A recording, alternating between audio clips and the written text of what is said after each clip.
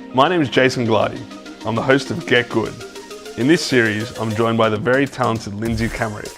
We're going to nerd out over handstands and provide you with a step-by-step game plan to go from beginner to balanced.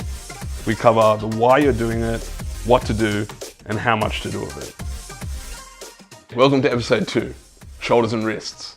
We're going to identify the limiting factors of a handstand and show you some exercises to help remedy them.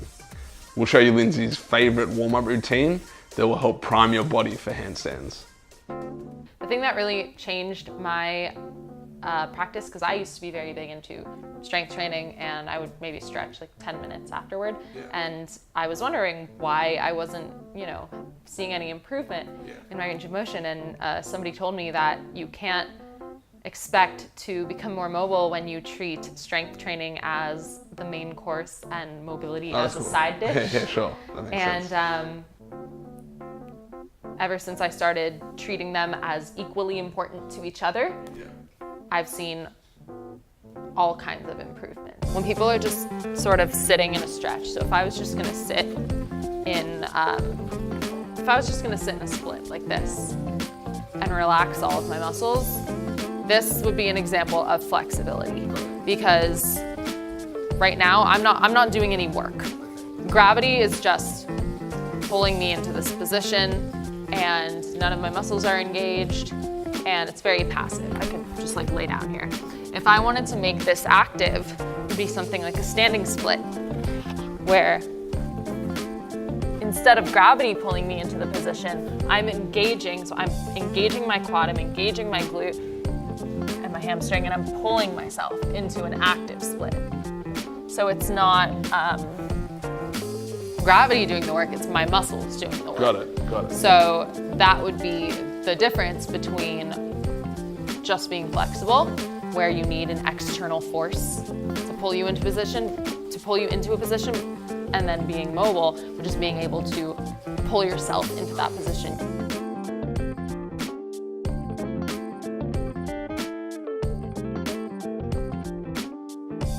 We've got static stretching, which is when you're just holding one position and not moving. You've got dynamic stretching, where you're moving in and out of that range of motion. And then there's also PNF stretching, where you are in a static position, but you're engaging the muscles surrounding your joint in that static position. You don't want to put load on a dysfunctional joint. Everything is connected to each other.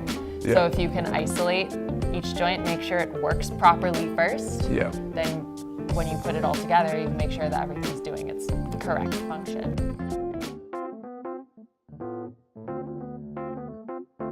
A lot of people are injured, so you pick up stuff along the way, and with these type of injuries, because it's through repetitive use, you might not be like, after day 1 of handstand training, you're injured, but it might be after day 50. So this micro trauma, or this slow progressive onset of injury is really hard to forecast or detect. Right. So I think the idea of I would call rehab responsive. So it's I get injured, I do rehab to repair the injury, where prehab is strengthening the joint so that it won't, or less likely. You don't get injured in the first place. It's sort of a prevention versus treatment approach. It's much better to prevent an injury than to treat one after it's already happened. It's a good habit to have some sort of mobility routine that's part of your practice. Absolutely. I think anybody who's, whether you're an athlete or not, or whether you're, just any human with a body should take care of this. Yeah.